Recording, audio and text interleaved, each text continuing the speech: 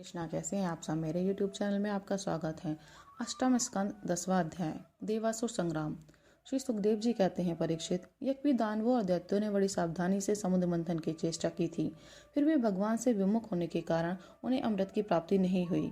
राजन, भगवान ने समुद्र को मथ कर अमृत निकाला और अपने निज जन देवताओं को पिला दिया। फिर सबके देखते देखते वे गरुड़ पर सवार हुए और वहां से चले गए। जब दैत्यों ने देखा कि हमारे शत्रुओं को तो बड़ी सफलता मिली, तब वे उनकी बढ़ती सह न सके। उन्होंने तुरंत अपने हथियार उठाए और देवताओं पर धावा बोल दिया। इधर देवताओं ने एक तो अमृत पीकर विशेष शक्ति प्राप्त कर ली थी और दूसरी उन्हें भगवान के चरण कमलों का आश्रय था ही। बस वे भी अपने अस्त्र शस्त्रों से सुसज्जित हो दैत्यों से भिड़ गए।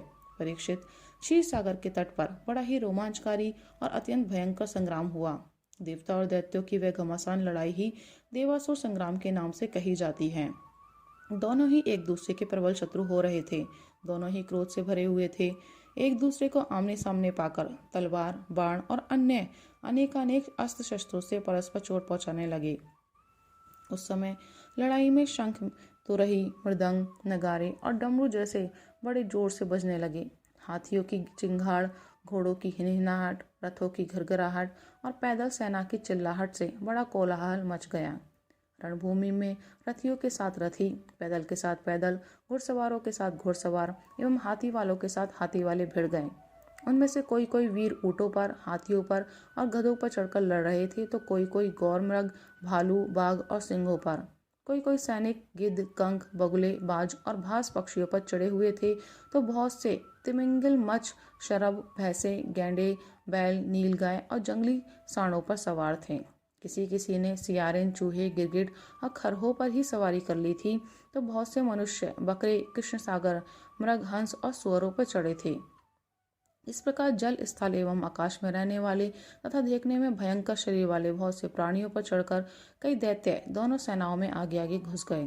परीक्षित, उस समय रंग बिरंगी पताकाओं, स्फटिक मणि के समान श्वेत निर्मल छत्रों, रत्नों से जड़े हुए दंड वाले बहुमूल्य पंखों, मोर पंखों, चंवरों और वायु से उड़ते हुए दुपट्टों, पगड़ी, कलंगी, कवच, आभूषण तथा सूर्य की किरणों से अत्यंत दमकते हुए उज्ज्वल शस्त्रों एवं वीरों की पंक्तियों के कारण देवता और असुरों की सेनाएं ऐसी शोभायमान हो रही थी, मानो जल जंतुओं से भरे हुए तो महासागर लहरा रहे हों।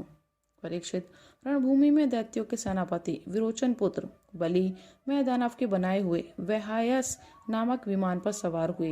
वह विमान चलाने वाले की जहाँ इच्छा होती थी वहीं चला जाता था। युद्ध की समस्त सामग्रियां उसमें सुसज्जित थी। परीक्षित, वह इतना आश्चर्य में था कि कभी दिखलाई पड़ता तो कभी अदृश्य हो जाता। वह इस समय कहाँ है? जब तक इस बात का अनुमान भी नहीं किया जा सकता था, तब बतलाया तो कैसे जा सकता था। उसी श्रेष्ठ विमान पर राजा बलि सवार थे। सभी बड़े बड़े सेनापति उनको चारों ओर से घेरे हुए थे। उन पर श्रेष्ठ चमर डुलाए जा रहे थे और छत्र तना हुआ था। उस समय बलि ऐसे जान पड़ते थे जैसे उदयाचल पर चंद्रमा। उनके चारों ओर अपने अपने विमानों पर सेना की छोटी छोटी टुकड़ियों के स्वामी नमुची, शंबर, बाण, विप्रचित्ति, अयोमुख, द्विमूर्धा, कालनाव, प्रहेति, हेति, इलवल, शकुनी, भूत संताप, वज्रदृष्ट, विरोचन, हैग्रीव, शंकुशिरा, कपिल, मेघदुंदुभि, तारक, चक्राश, शुंभ, निशुंभ, जंभ, उत्कल, अरिष्ट, अरिष्टनेमि, त्रिपुराधिपति में पोलोम, काले और निवात, कवच आदि स्थित थे। ये सब के सब समुद्र मंथन में सम्मिलित थे, परंतु इन्हें अमृत का भाग नहीं मिला, केवल क्लेश ही हाथ लगा था। इन सब असुरों ने एक नहीं अनेक बार युद्धों में देवताओं को पराजित किया था, इसलिए वे बड़े उत्साह से सिंहनाद करते हुए अपने घोर स्वर वाले शंख बजाने लगे। इंद्र ने देखा कि हमारे शत्रुओं का मन बढ़ रहा है, ये मदोन्मत्त हो रहे हैं, तब उन्हें बड़ा क्रोध आया। वे अपने वाहन ऐरावत नामक दिग्गज पर सवार हुए। उसके कपोलों से मद बह रहा था, इसलिए इंद्र की ऐसी शोभा हुई मानो भगवान सूर्य उदयाचल पर आरूढ़ हो और उससे अनेकों झरने बह रहे हों। इंद्र के चारों ओर अपने अपने वाहन, ध्वजा और आयुधों से युक्त देवगण एवं अपने अपने गणों के साथ वायु, अग्नि, वरुण आदि लोकपाल हो लिए। दोनों सेनाएं आमने सामने खड़ी हो गईं। दो दो की जोड़ियां बनाकर वे लोग लड़ने लगे। कोई आगे बढ़ रहा था तो कोई नाम ले लेकर ललकार रहा था। कोई कोई मर्मभेदी वचनों के द्वारा अपने प्रतिद्वंदी को धिक्कार रहा था। बलि इंद्र से, स्वामी कार्तिक तारकासुर से, वरुण हेति से और मित्र प्रहेति से भिड़ गए। यमराज कालनाभ से, विश्वकर्मा मैं से, शमरासुर त्वष्टा से तथा सविता विरोचन से लड़ने लगे। नमुची अपराजित से, अश्विनी कुमार वृषपर्वा से तथा सूर्यदेव बलि के बाण आदि 100 पुत्रों से युद्ध करने लगे। राहु के साथ चंद्रमा और पुलोमा के साथ वायु का युद्ध हुआ। भद्रकाली देवी निशुंभ और शुंभ पर झपट पड़ी। परीक्षित, जंबासुर से महादेव जी की, महिषासुर से अग्निदेव की और वातापी तथा इलवल से ब्रह्मा के पुत्र मरीचि आदि की ठन गई। दुमुर्ष की कामदेव से, उत्कल की मातृगणों से, शुक्राचार्य की बृहस्पति से और नरकासुर की शनैश्चर से लड़ाई होने लगी। निवात कवचों के साथ मरुदगण, कालयों के साथ वसुगण, पौलोमों के साथ विश्वदेवगण तथा क्रोधवशों के साथ रुद्रगुण का संग्राम होने लगा। इस प्रकार असुर और देवता रणभूमि में द्वंद्व युद्ध और सामूहिक आक्रमण द्वारा एक दूसरे से भिड़कर परस्पर विजय की इच्छा से उत्साहपूर्वक तीखे तलवार और भालों से प्रहार करने लगे। वे तरह तरह से युद्ध कर रहे थे। भुशुंडी, चक्र, गदा, रिष्टि, पट्टिश, शक्ति, उल्मुख, प्रास, फरसा, तलवार, भाले, मुदगर, परिघ और भिंदीपाल से एक दूसरे का सिर काटने लगे। उस समय अपने सवारों के साथ हाथी, घोड़े, रथ आदि अनेकों प्रकार के वाहन और पैदल सेना छिन्न भिन्न होने लगी। किसी की भुजा, किसी की जंघा, किसी की गर्दन और किसी के पैर कट गए, तो किसी किसी की ध्वजा, धनुष, कवच और आभूषण ही टुकड़े टुकड़े हो गए। उनके चरणों की धमक और रथ के पहियों की रगड़ से पृथ्वी खुद गई। उस समय रणभूमि से ऐसी प्रचंड धूल उठी कि उसने दिशा, आकाश और सूर्य को भी ढक दिया। परंतु थोड़ी ही देर में खून की धारा से भूमि अपलावित हो गई और कहीं धूल का नाम भी न रहा। तदनंतर लड़ाई का मैदान कटे हुए सिरों से भर गया। किसी के मुकुट और कुंडल गिर गए थे, तो किसी की आंखों से क्रोध की मुद्रा प्रकट हो रही थी। किसी किसी ने अपने दांतों से होठ दबा रखा था। बहुतों की आभूषणों और शस्त्रों से सुसज्जित लंबी लंबी भुजाएं कटकर गिरी हुई थी और बहुतों की मोटी मोटी जांघें कटी हुई पड़ी थी।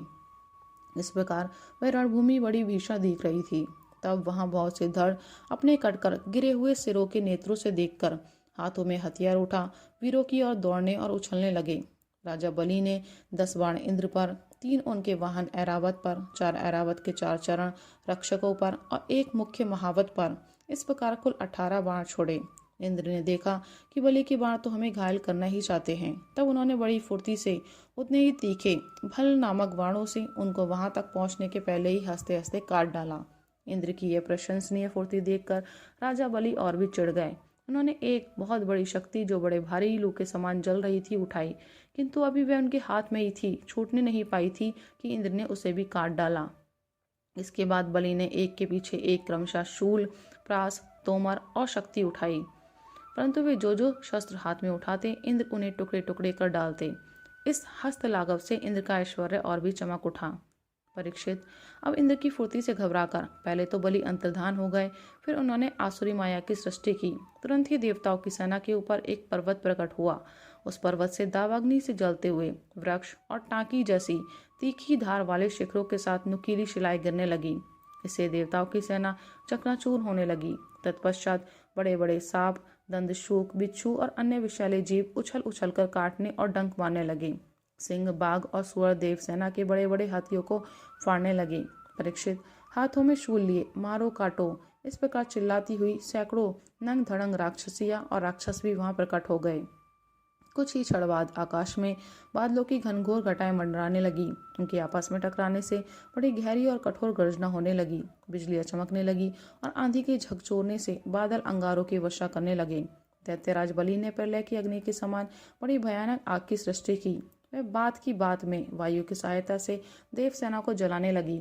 थोड़ी ही देर में ऐसा जान पड़ा कि प्रबल आंधी के थपेड़ों से समुद्र में बड़ी बड़ी लहरें और भयानक भंवर उठ रही हैं और वे अपनी मर्यादा छोड़कर चारों ओर से देव सेना को घेरता हुआ उमड़ा आ रहा है।